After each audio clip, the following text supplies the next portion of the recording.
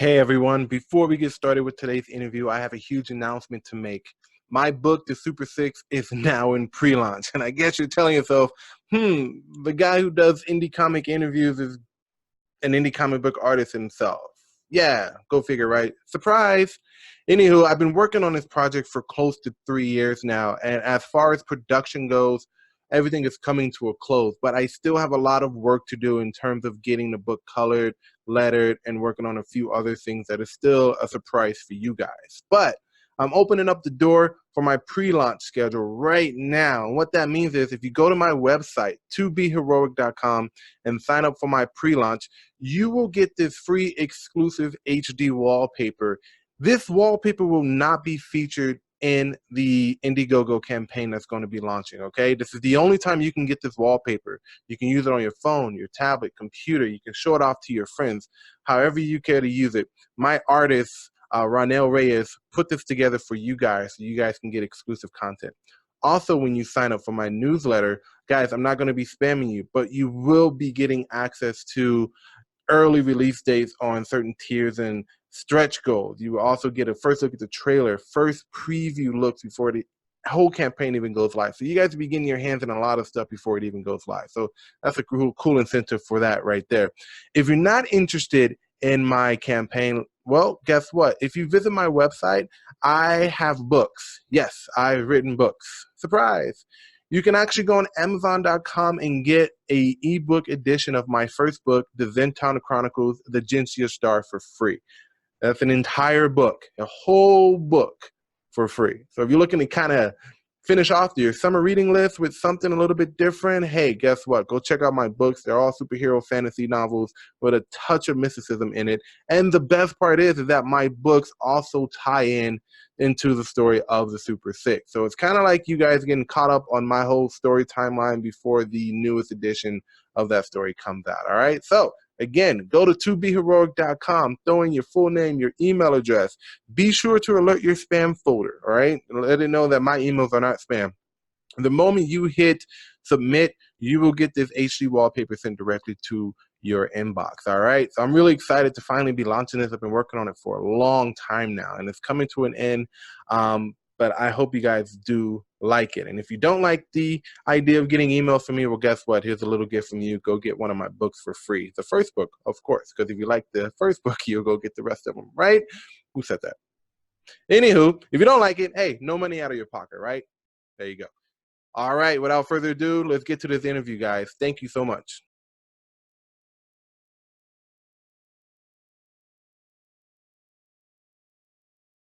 Hey guys, welcome back to another episode of Indie Choice Picks, and today I have the creator of an awesome supernatural thrill ride, I would guess you would say it.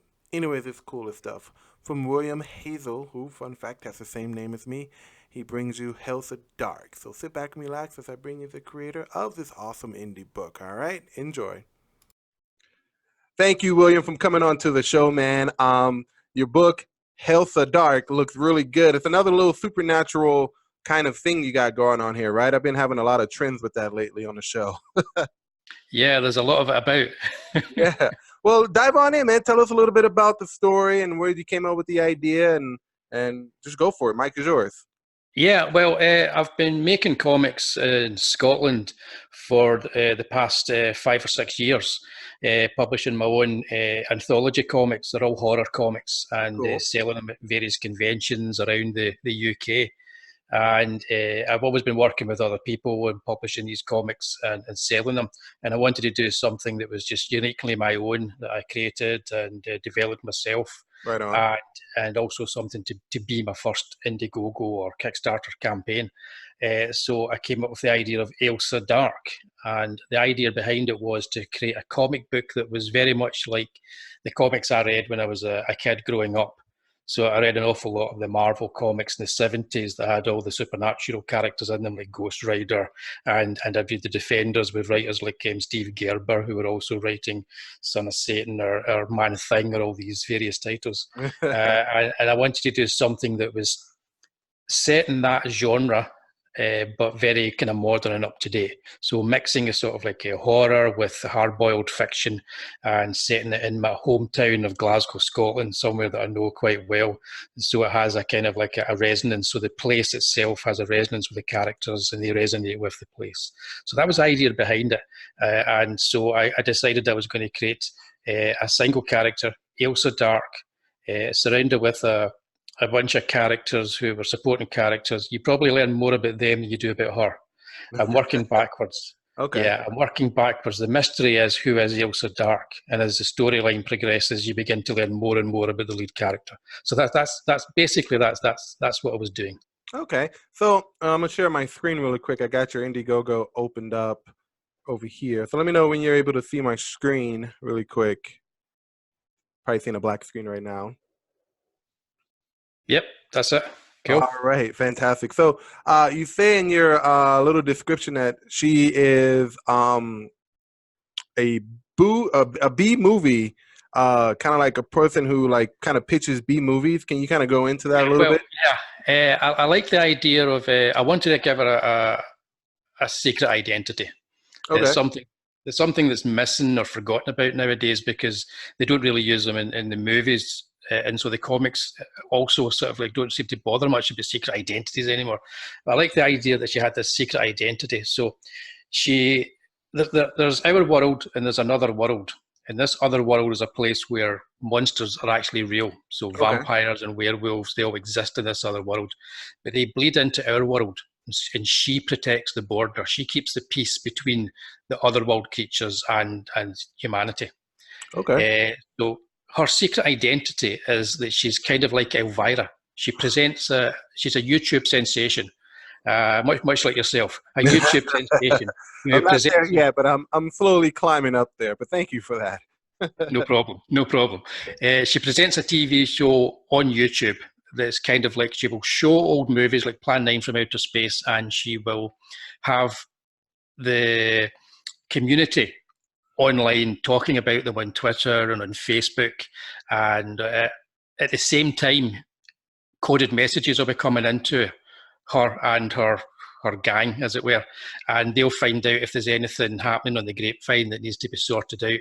So it's kind of like a cover for her. It's a secret identity, but it's also a way of tying this modern story in with kind of old B horror movie stuff.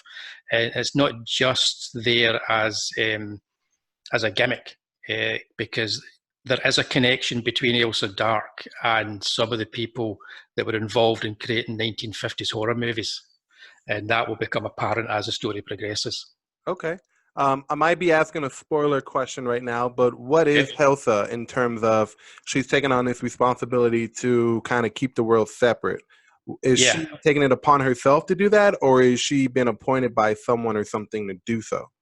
We find out in the first issue that the only thing we really find out about Ailsa is that towards the end of the first issue, she needs to talk to her father. Okay. And, so I'm not going to say exactly why she's doing this, but it becomes apparent that there's a lineage, and that lineage brings with it certain responsibilities, and that's about as much as I can say. But by the end of it, she needs to talk to her father. Okay. Unfortunately, her father's dead. Oh, okay. So is he in the other world? Is that what? No, the other world is kind of like ours. People in it are alive. He is actually he's dead. But as this is a supernatural comic, when you're dead, you're not really dead. So I have a character called a banter demon, Logos, or we call him Logos, and he's a banter demon, and his ability is he can converse with the dead. So the first issue culminates with her going to Logos and asking him to talk with her father so that he can help out and she can get some information. So it's, in a way, it's all a mystery. There's a storyline about werewolves and about this evil character who wants to create a ceremony of the wolf and bring about the apocalypse. And that's like the main storyline. And then wrapped around that is the storyline of who is Ailsa Dark. Okay. And how it kicks off. So I got a question for you. What are Bampots? A Bampot, yeah, a Bampot's a Scottish word, and it means Egypt, which is Okay. another Scottish word. But essentially, a Bampot is a fool or kind of like a silly person, you know, a bit of an idiot. He's the kind of person, if you were at a party, he's the kind of person who would do something really stupid that would embarrass everybody there. You know, and you say, he's a right Bampot. Uh, and I might start using that. yeah, so I see him, he's a right Bampot. Or you do something stupid yourself, you say, oh, I feel like a right Bampot. What have I done? And if you want to shorten that, you just say, you're a Bam. And that's, you're a Bampot. So So if are there certain people in the story that have that title, Bampots, or there are two people in the story that go by I guess you would call it their superhero name is the Bampot brothers or the Bampot boys, and they are two brothers, and they're jokers. You know, they like to fool around and be a bit silly, and they like to enjoy themselves. Unfortunately for people like ourselves, they enjoy themselves by torturing and killing people, and they are also ghouls, and they like to devour the flesh of people that they kill. oh, So essentially, they are the two most. They have no moral compass whatsoever, and they are the two most dangerous people that you could possibly put in this comic because they are kind of like throwing a piece of dynamite in the air with a blindfold and just seeing where it lands. So that's what the Bampots are. They're kind of like a wild card in the comic. So in a way, they're based on the kind of characters that appear in kids' comics that are just stupid and anarchic, you know. So we've got a comic over here called the Beano, another one called the Dandy, and they have characters in them called the Bash Street Kids, and they're sort of like they're school kids that always get into all kinds of trouble and shenanigans, and you know, and they're always fighting against authority. And I thought, what if we take something like that, that's like a kid's comic idea, and just make it the darkest, most twisted thing you could possibly think of? And that's what the Bampots are in this comic. They are the darkest, most twisted things you can think of. That's them. all right. Now that sounds very interesting. So who's your team? Are you doing this all by yourself, or are you working with a Yes, group? it's all me. It's Yeah, all you. Oh wow. How long all is it me. taking you to do this? 10 years. 10 years. No, it's not. It's not. It feels like 10. Uh, no, I did. The first issue was actually finished and has been printed, and I've sold it this year at conventions in the UK. So there's a lot of people out there that have read that first issue. Uh, the second issue is all written and lettered and ready to be drawn, and I'm doing everything myself. So I write, draw, color, and letter, and design and market. So yeah. Oh wow, you've done a lot of work. I can see how much you've done in terms of the, because I started off doing my own comics too, and it's quite a process from the writing to the drafting to the penciling. Then you got to ink, and then you color, and then you letter. So I know how long the process is. But I mean, just Yeah. looking at this scene alone, it seems like you put a ton of time into putting this together. Yeah, I did. I was actually drawn over a year ago, about 2 years ago, and it was designed to be a two-issue story. So that's about 32 pages of story per issue. So say about 64 pages for one story. And I got it published, or I got it printed as a bespoke comic to sell at a convention in Scotland. And the convention, because there was a really terrible storm and the Yeah. convention was cancelled. Oh man. And I was left with a bespoke issue that I'd printed out to sell at this convention. But I read through it and I thought to myself, I can do better than this. And so I actually trashed that entire run, and I used it as a kind of like a way to just, without deadlines, do the comic that I wanted to do. So this is the first time I've done something without deadlines, just to get myself exactly where I want to be with it. And even then, I'm still kind of going in and tweaking and remastering the first issue. So anybody who gets this in Indiegogo will be getting a completely remastered first issue along with the second issue. All right. But I don't know about yourself. What did you approach first when you decided to make a comic? What was the first thing you approached to do? Well, I started writing books first. So my Right. characters that I've thrown into comic books, they're based off of a few books that I've written back in like 2000, from 2009 to 2014, so to speak. And they've been re-released. So I was on Facebook one day just promoting, just on Facebook, which I'm not anymore, thank God. And someone came to me and who's read my book, and they asked, "Hey, have you ever thought about putting this into a comic book?" And I was like, "Dude, I've never picked up a comic book before. This is like back in 2012. I've never even picked up a comic book, but I was slowly getting into them, going to the comic book store, seeing what kind of books that appeal to me and picking them up and selling them. I mean, not selling them, buying them and reading them.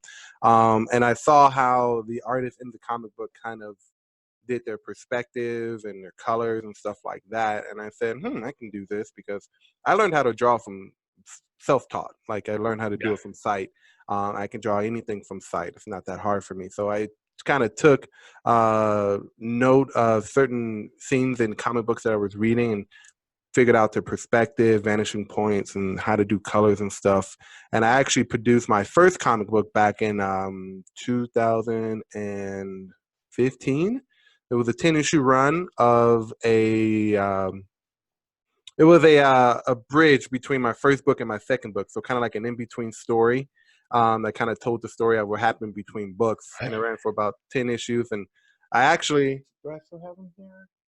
No, I don't have them here, but I put them away. And the artwork was terrible. Oh God, like I was looking at it a few weeks ago, and I'm like, dear God, I can actually, like you said, do better than what it was. So I actually just took them off the market, and I think after I get done with my current project, the Super 6, I'm going to go back and remaster those 10 issues and redo them. So Cool. it's a lot of work when you're talking about comics. That's a big project to start with, a 10-issue series. That's a big project. I was working on it for about I actually started it in 2012. And then I shelved it for a few years. And then one day I'm digging through my closet, cleaning it out, and I come across these old panels that I did. And I go, this was actually pretty good. I think I'm going to go back to doing it. And then I think I picked it back up in the summer of 2015 and just finished it all up. So I had got laid off from a job, and I was like, well, what else am I going to do? I don't have anything to do right now. So I just got to work. I was waking up like at 4 a.m. and working till about like 4 or 5 in the afternoon, just knocking out drawings and inking and coloring and stuff like that. And mind you, I had no idea how to work like coloring programs like Photoshop or GIMP. So I had to learn all those like from tutorials on YouTube and stuff like that, and just completely got it done. And it's still a good story. Artwork isn't that great, so I'm gonna have to go back and redo the artwork. But yeah, I think knowing what I know now, I can totally remaster this and make it good. So yeah, that's my story. Cool. Yeah, well, I mean, the first comic I did, I was the exact opposite. I decided to do a short story. I wanted to do the anthology comic, so Tales of Mystery and Imagination. I took the name from Edgar Allan Poe's, the first collection of his work, and then I chose a few stories by Poe and by H.P. Lovecraft. Ooh, and I went to a few of my friends because my background is in video games, and I went to some people I knew that I'd worked with and says, would you like to do an adaptation of one of these short stories? So I'll get them on board. So I knew I was going to be able to get a full anthology title put together. And then I just took the Telltale Heart and I worked on it. So it allowed me to learn how to take a script and break it down into pages and panels, knowing that I only had so many pages to work with, and also what I had to throw away and what I had to keep, and that kind of thing. So it was a really good discipline to do something like that. I recommend everybody does it. Just find an old public domain short story or something and do an adaptation. Even if you don't show it to anybody, it's a really good kind of learning experience. Now, were you already taught in art? You say your background was video games. Were you already knowing how to draw and ink and do colors and stuff, or did you learn that as you went? No, I was video games. I've been in video games for since the late 90s. and it's only recently, about 6 years ago, that I stopped working in the games industry, and I decided to go into teaching. Oh. So I'd lecture in computer art and design and in video game development in Dundee College. So so the comic is something that just keeps my hand in with the artwork as well. So I'm actually producing something, and it's something I enjoy doing. Sounds good, man. All right. So you decided to run an Indiegogo. How are you doing in terms of getting people to your page? You've been running it for, you got 22 days left. How long have you been running your campaign? Yeah, well, I started it. It's just over the halfway mark now. Yeah, Okay. I started it for 60 days. I knew when I started, it was kind of weird. I kind of thought to myself, do I want to do this? Because I knew that I had sold a lot of the issue 1 at the conventions. And these people had signed up for my mailing list as well, but the majority of people who bought the first out of conventions are going to wait to buy it from me again at the next convention. Mm-hmm. So I was going to go ahead and do a print run anyway of the second issue. So I thought, do I give myself to wait until that's done and then do an Indiegogo, or do I start now? And I thought, I'm going to just start now, because I'd watched a lot of videos. I'd watched people on your own show. I'd watched lots of other kind of videos as well, and people were talking about build up an audience. Yep. Spend a year on YouTube, do all this kind of stuff, and then start the campaign. Yeah, that's what. Go ahead. Yeah, because that's what you're doing, isn't it? Yeah. Yeah, I'm in my pre-launch stage right now, but I don't have a time limit on that. It's actually like until I feel as though I've done my part in promoting my story, I'm not going to actually start the campaign until I get that feeling, like I'm getting a lot of engagements online and stuff like that. So far, it's kind of like up and down, and for some reason, most people reply to my political rants more than my actual work. So it's kind of like my political rant here, my artwork here. So I'm trying to just kind of slowly shift that. Well, that's Twitter, isn't it? That's Twitter. Twitter, I don't know. Twitter is weird. Like, you build a following off of one thing, but when you're trying to switch the focus, it's kind of hard to say, hey, no, I do other things too. Look at what I'm doing over here. Stop listening to what I'm saying. I just talk comics and films on Twitter. I probably should have went with that at some point, but like you said, it's Twitter. You don't know. You get sucked into that Twitter rabbit hole, and you just want to just tell the whole world your thoughts and opinions on fucking everything. And it's like, maybe not the best place. Count to 10 and then say to yourself, it's Twitter. Yeah. Just before you tweet any reply, count to 10 and say it's Twitter. Do you want to? That's what I always do. That's some good advice. I'm going to have to start utilizing that.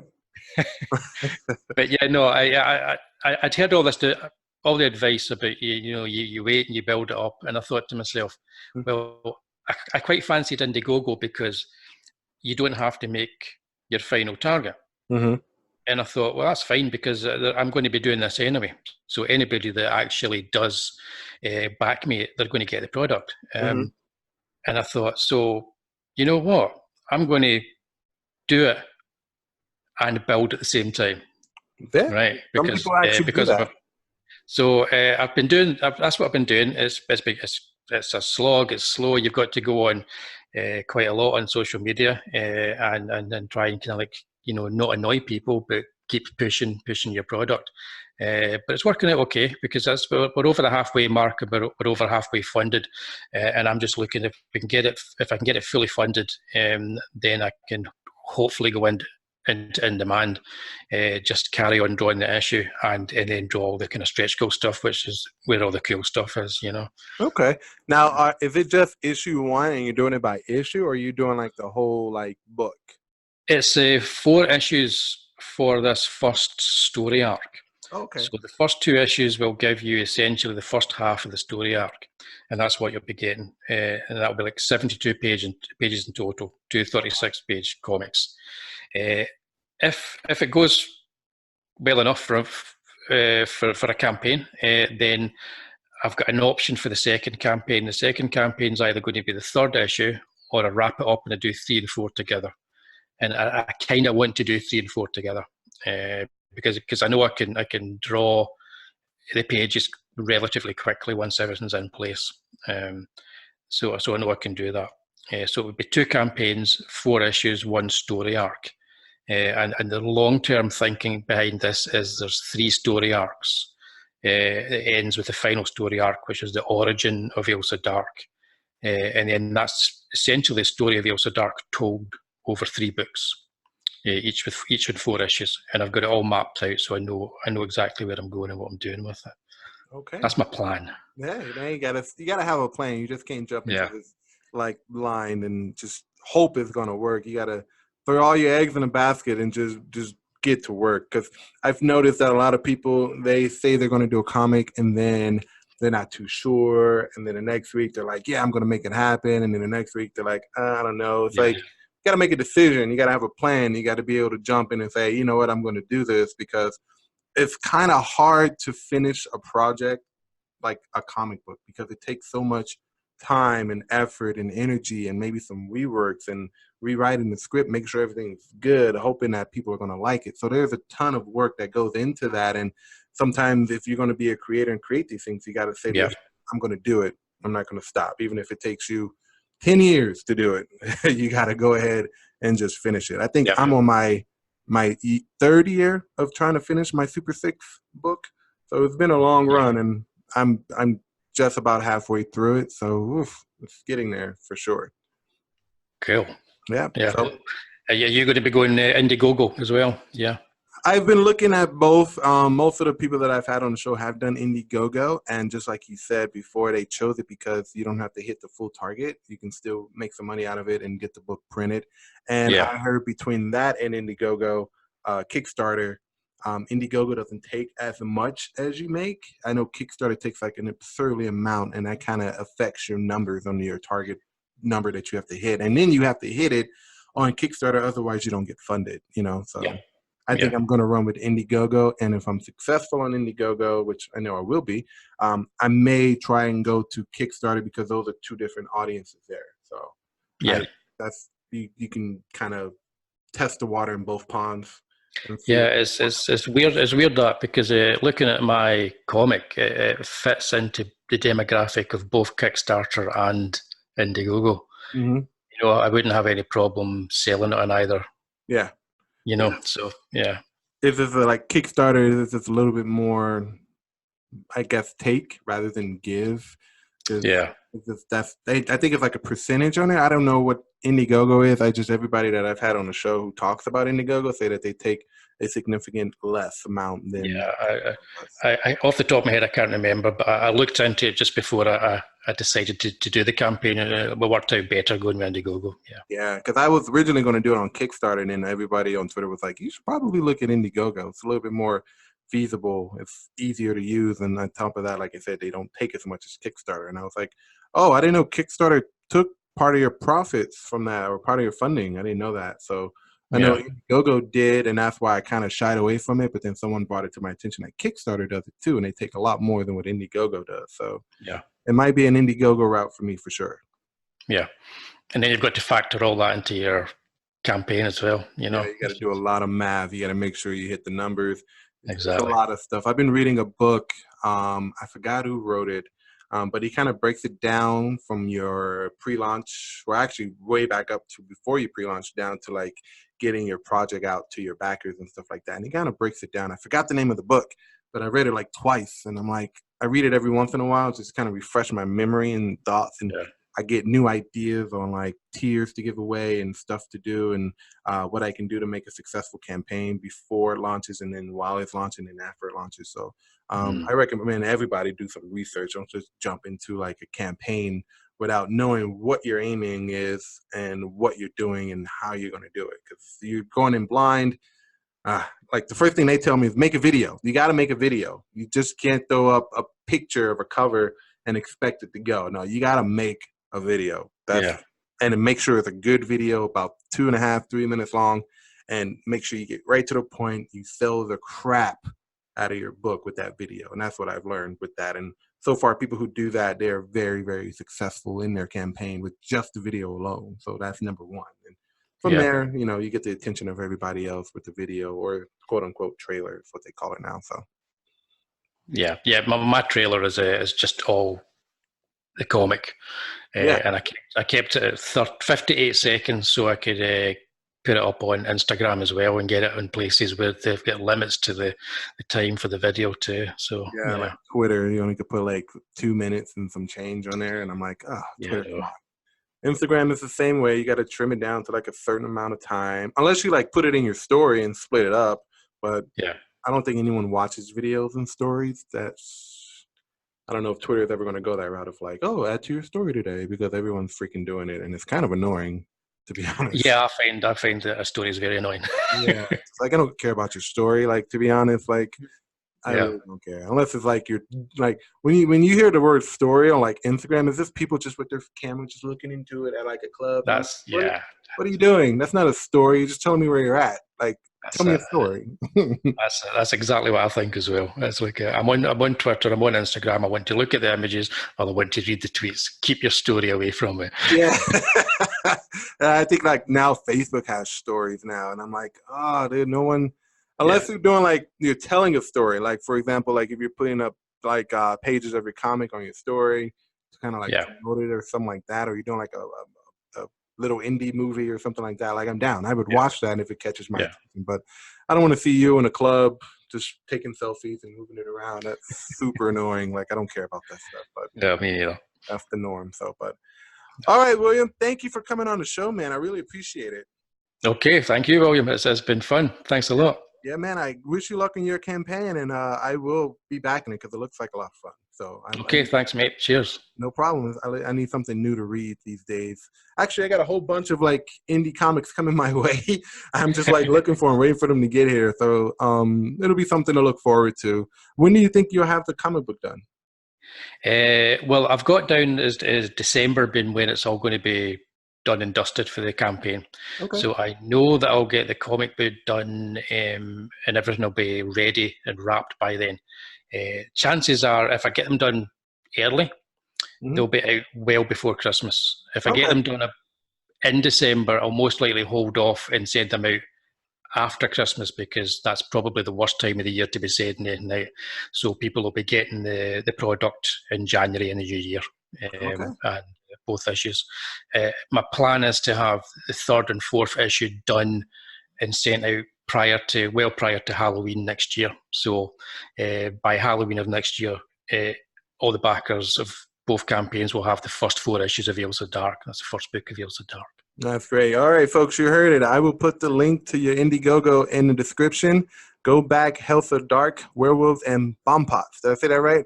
That's it. Your All right. Bampot. I'm adding that word to my vocabulary right now. Okay. All right, William, you have a great weekend, man, and I will see you on Twitter. Okay, dude. Thanks very much. No, Cheers. no problem. Have a good one.